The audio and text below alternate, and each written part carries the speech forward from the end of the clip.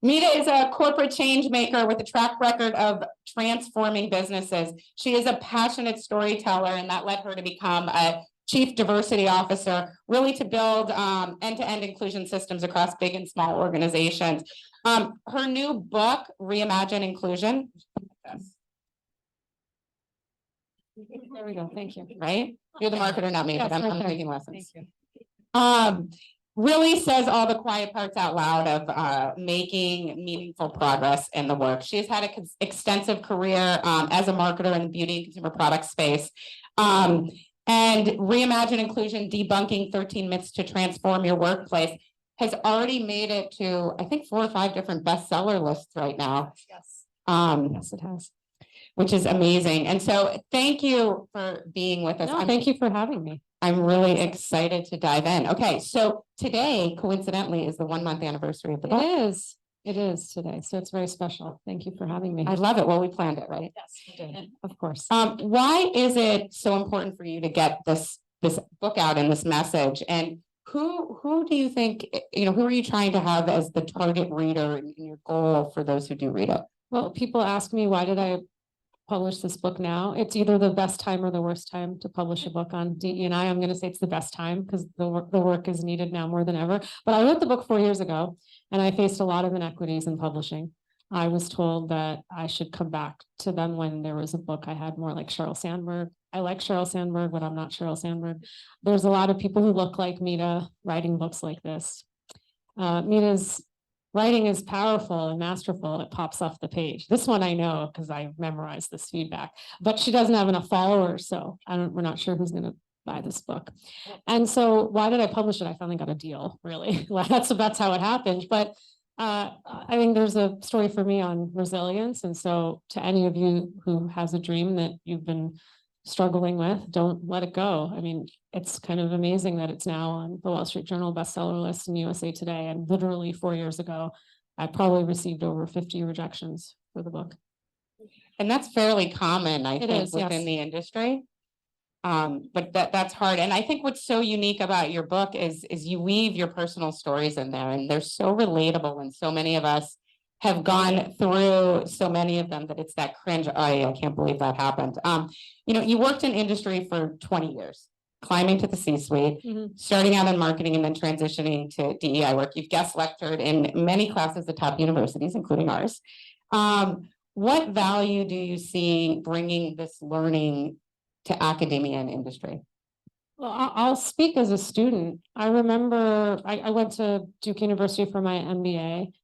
And I go back there as I come to Rutgers a lot as well. And they always say, like, what's the one thing that we didn't prepare you for?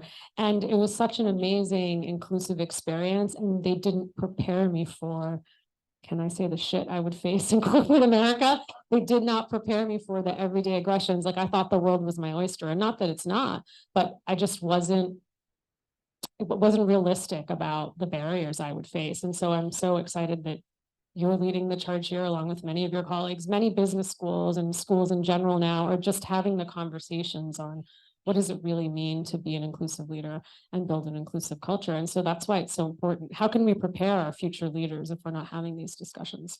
Yeah, absolutely. I think that's so critical, and especially as today in the environment that we're in.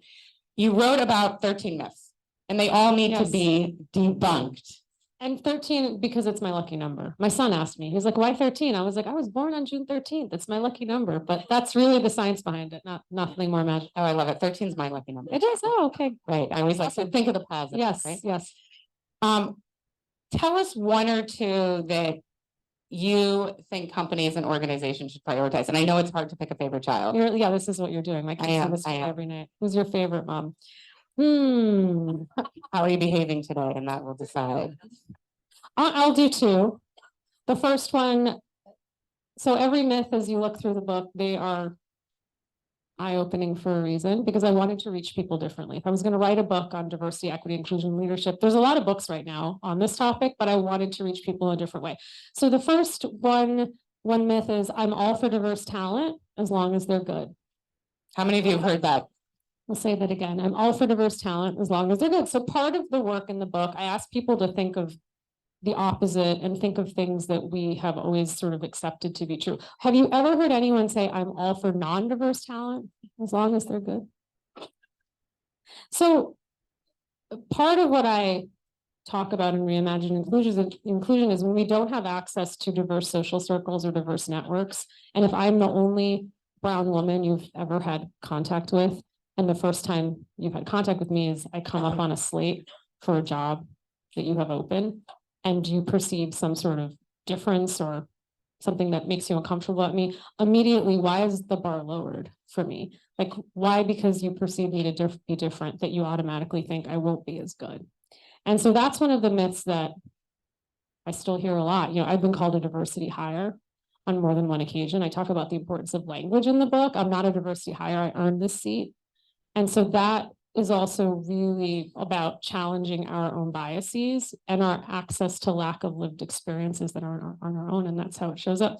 And the second one that I was bold in writing all of them, but this one I thought, yeah, I'm going to write it and see what people think. And I've gotten a lot of overwhelmingly positive feedback on this one is, why are you asking for a raise?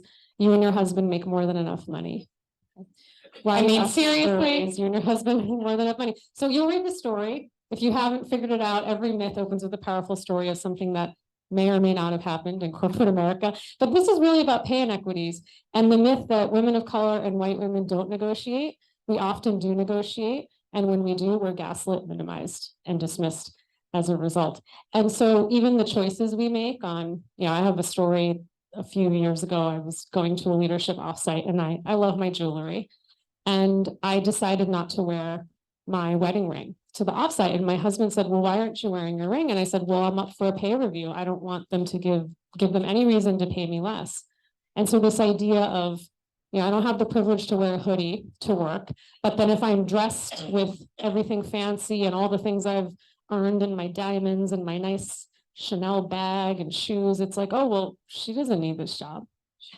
Why is she wearing it? And so it's interesting because I think about my husband who, I don't know, if he was wearing the nicest suit and a Gucci watch and I don't know, some expensive shoe brand, he'd be like attracting money.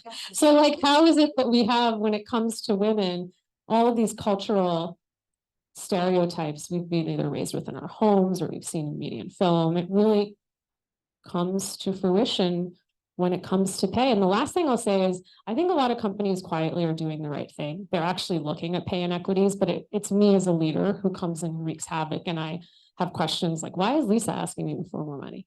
Like, I'm triggered if she asks me. You should be grateful. Right. And there's actually been research recently that's come out that actually say women negotiate even more than men. And so that whole false narrative that we don't ask for money is just inaccurate. And then I think on top of that, and you know the stat, and I know many of you all know the stat, I'm not going to call it my favorite stat because I hate what the stat is, but I talk about it a lot, and it's the motherhood penalty. Yes. Regardless of even if you have kids, right? But when you do have a kid, women's compensation goes down 6% on average. When a guy has a kid, his goes up 4%. And so, you know, some of the stuff that we're going to unpack today is about, you know, this hybrid work environment. And I think in one of the sessions we were going to talk about, I remember talking with a colleague, and she didn't have to announce that she was pregnant until she was much later in her pregnancy because, you know, she didn't have arms or legs. She only had a head, right? And nobody saw below that. And, you know, we're gonna unpack some of that. And I think one of our scholars here is actually doing some research on, you know, maternity leave during the pandemic, right? Or not during the pandemic, in hybrid and remote work right now as well. So I find that fascinating. All of the stories, like if you look through the book, all of the myths are pretty eye-opening, and I think I related to so many of these. You took notes. I took so many notes. I always take notes. So that's good. This you know, I'm a student. I'm a professional student in academia. It's lovely to see it. You know, this conference is a conference on women in hybrid and remote work. So I really want to unpack myth 13. We can work from home now. The future is inclusive. Let's talk about what the intent is, right? We always want to assume positive intent. What do you think the intent was of this, and what did leaders mean?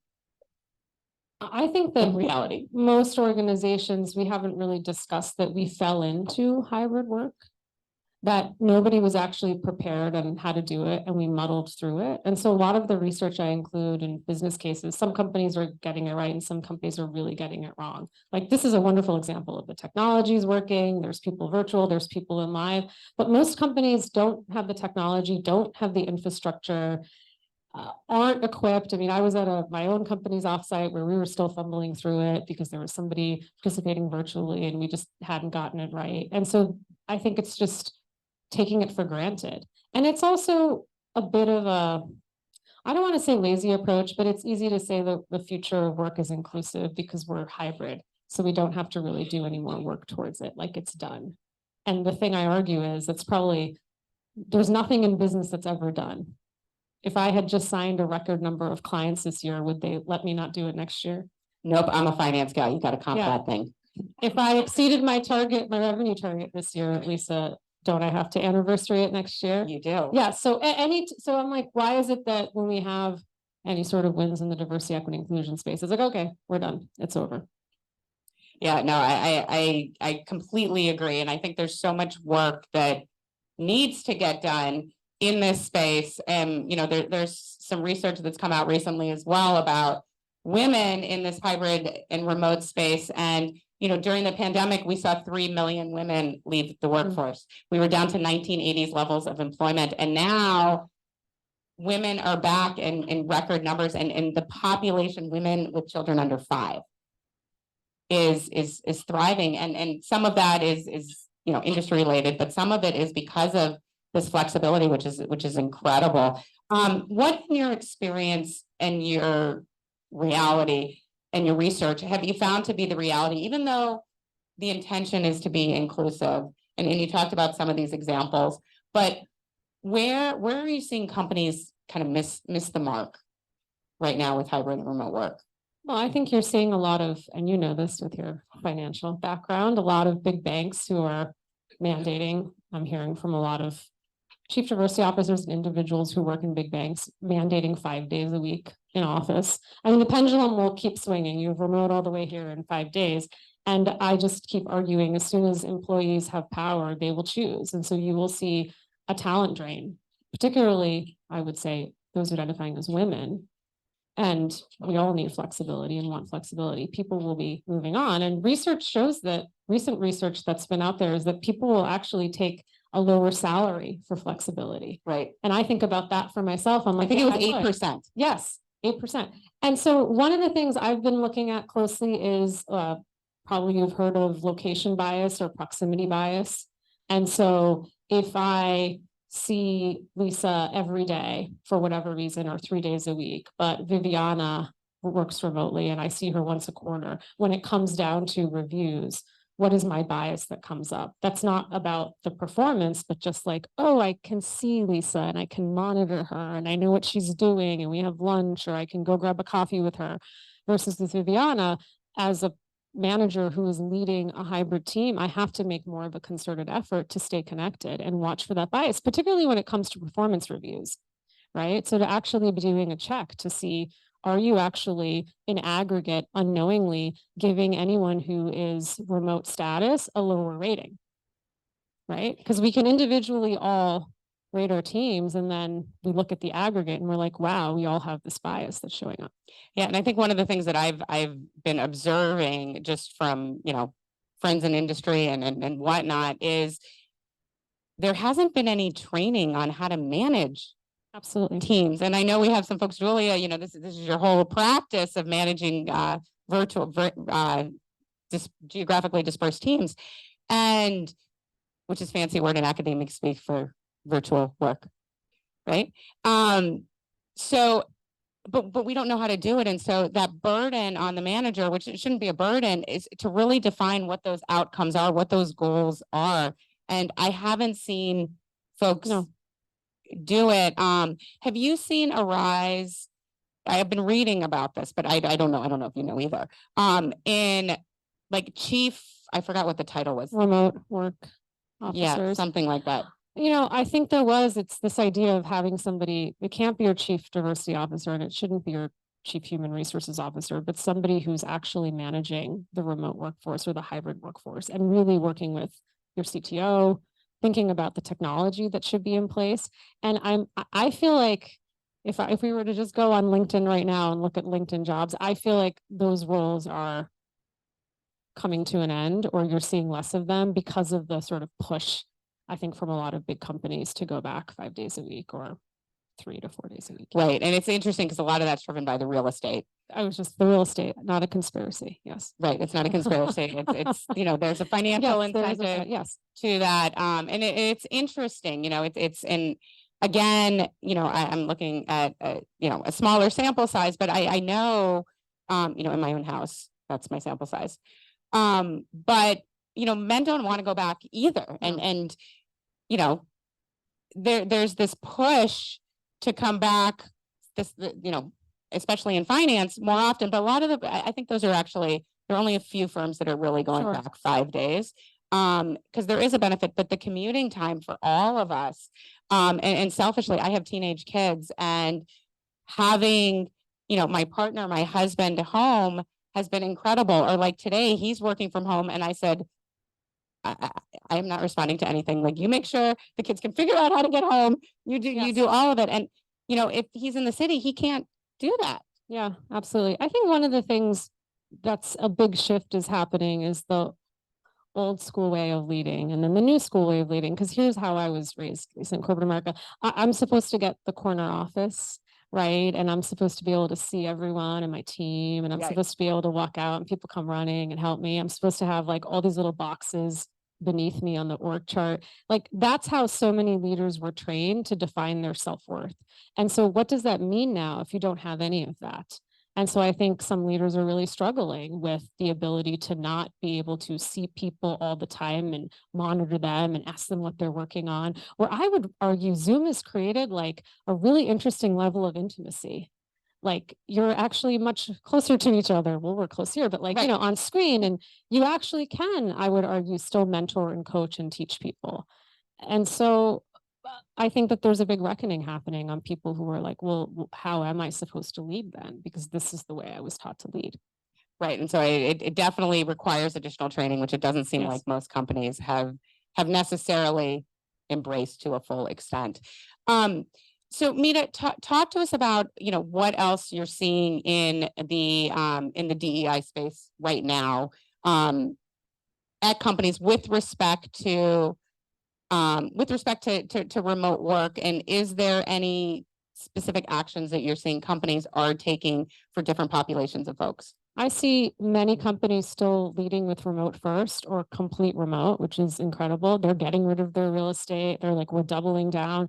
And just because you're remote doesn't mean you don't want to collaborate. People are still getting together once a quarter and doing things. And then we talked with the second trend, which is companies on the other side who are like, you've got to be back 5 days a week. I'm monitoring how long you're swiping, when you're swiping in and out. Who wants to live that way? Not me. Although I have to say, companies are monitoring they're not monitoring the time that you're swiping. Oh, so I could just. So maybe I shouldn't say this, and I know we're recorded, but I've heard many stories of the swipe in, an hour later swipe out. So I got credit for being. So I can just give you my badge. I'll sit home and you can swipe me in and out. I mean, it's just sad, isn't it? Right.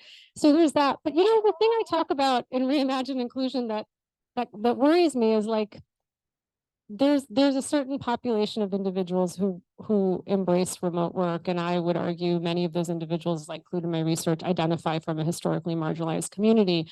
And so then do you create a two-tier system of individuals who are remote and everyone else who wants to be in the office? And then how do you balance that workforce, and how do you make sure people are being paid fairly and equitably, measured fairly and equitably? And then also, when you think about driving diversity of representation and you have a hybrid workforce, is it that the diversity of representation is only in the remote population? But then when you walk into offices, you're a little startled and you're like, wow, okay, I thought we had a diverse workforce, but not the individuals who are asking to come into the office. So I think those are some of the really big problems to solve as we are in the future of work right now. Right. And I think it's interesting. Like, I've been looking at all these different remote models. Smuckers. Did you see what Smuckers is doing with the 22 weeks required in the office. And what they found is that productivity is actually higher and people can live anywhere they want. And they're not paying different salaries necessarily, but you have to pay for your own transportation and lodging if you're going to be in there.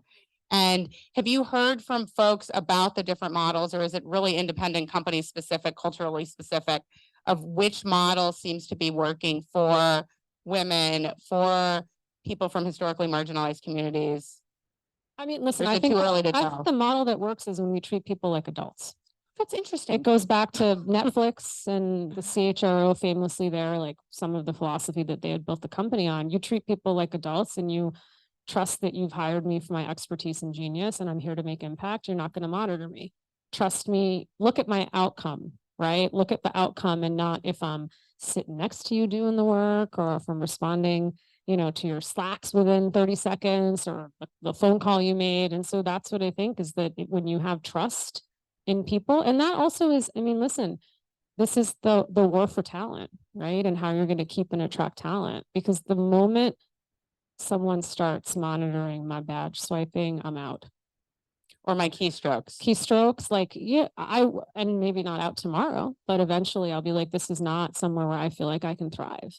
Right, I agree. And I'm trying to start out in the classroom. I don't take attendance, but there's a high correlation with coming into my class and actually doing well in the class, shockingly. Yes. I want to make sure that we have time for questions, and I want to open it up in person and online. Oh, okay, there's one question here from Andrea. Do we have enough data to determine if proximity bias is in play for remote hybrid workers versus those going into the office more often? I think people are doing some of that work. I haven't seen anything yet. Have you seen anything? No, I think it's more of a caution because I'm losing track of years, 2023. Right. So 2020, 2021 pandemic, ways of working. So probably we'll be looking at historical trends, but I know for my company and others that I've been working with, asking HR to look at these trends with managers. Right. I agree. The performance review time. Yes. And I still think we're probably a year or two out to really get data, because companies have been going back, call it 2022, 2023. So we have maybe one review cycle. It's not enough time. You need more time from a longitudinal standpoint, I really think, to analyze some of this data. And also it's really interesting to layer on other dimensions of diversity, remote, gender, caregiving, and the bias that will show up, right, as you think about all of those things together. So thank you for confirming all the different sessions that we're doing here today. Go. We wanted to make sure we covered all of our bases. Any questions in the room? I have another one online, but I want to make sure I'm giving equal attention and don't have proximity bias to my online friends. Yeah. Do you have any thoughts or reactions about what performance management systems work, like in a hybrid system that you've seen in other companies? I know it's early days, to your point.